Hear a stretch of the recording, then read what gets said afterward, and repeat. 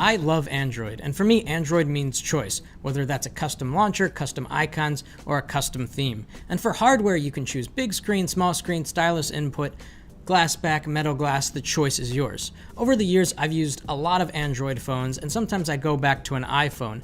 And there are some things about iOS that I absolutely love. In this video, I'm going to tell you what they are. But first, this video is sponsored by the geniuses at Wix.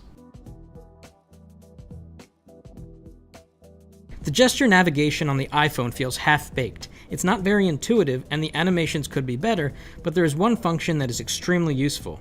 That's the side swipe that lets you move quickly between apps. It reminds me of using the Alt-Tab keyboard shortcut on a PC. On Android, the Pixel phones allow you to do this with a swipe right of the navigation pill, but you can only flip between two apps. You could also use XDA's Navigation Gestures app to add a pill and navigation gestures to any Android, but neither solution is as good as what you get on the iPhone.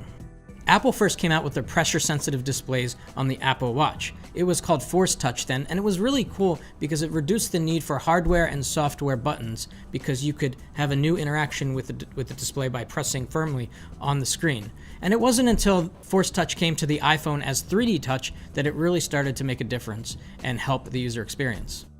If you adjust your usage to do a hard press on icons and to be able to access these shortcuts, you can benefit from deep linking within apps, so that, for example, on Twitter, you can immediately jump into the Compose window. In the phone app, you can very quickly make a call by just pressing hard and sliding your finger up to land on the person you want to dial. It's super fast. Android does have app shortcuts, which can do pretty much the same thing with a tap and hold of an icon, but if you don't time it just right, you might move the icon a little bit, which causes the app shortcut to dismiss. On iPhone, you never have that problem because the phone knows your intention when you press firmly. Another really good use of this pressure sensitivity is cursor placement. It's so natural to press firmly on a keyboard and to be able to reposition the cursor precisely. Android lets you do this in Gboard by sliding your finger on the spacebar, but it's not very precise. Another thing I love about the iPhone and iOS, especially the newer iPhones, is that while the screen refreshes at 60 Hz like most other phones, the screen can detect touch input at 120 Hz, which is twice as fast as most other displays. That means it registers touch input every 8.3 milliseconds instead of 16.6 milliseconds. While this difference seems small, it leads to increased sensitivity when moving through lists or selecting items on the screen. Overall, it just makes the phone more smooth, and I love it. The last thing I love about the iPhone is video recording. It's just so good, and even with Pixels and Galaxy Notes out there, the iPhone records video better than any other phone.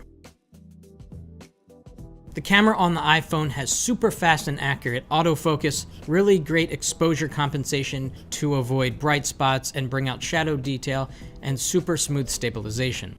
Android phones usually struggle with things like dynamic range, over-sharpening, and stabilization can kind of be warpy as lighting conditions get difficult.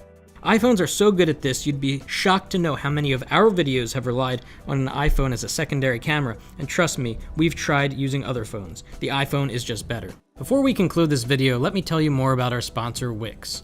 If you want to make an online store, blog, or other website with no coding knowledge, Wix offers an amazing portfolio of tools that let you design something that is right for you. And it's all drag and drop, or pick from one of their many templates. You can learn more in the description below.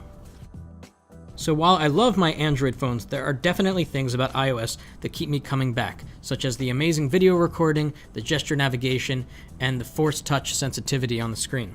Let us know in the comments if there are things about iOS and iPhones that you particularly love, especially if you're an Android user, and don't worry, we won't judge. Be sure to give this video a thumbs up if you like what you saw, and follow us on social for more. Thanks for watching, that's it for now.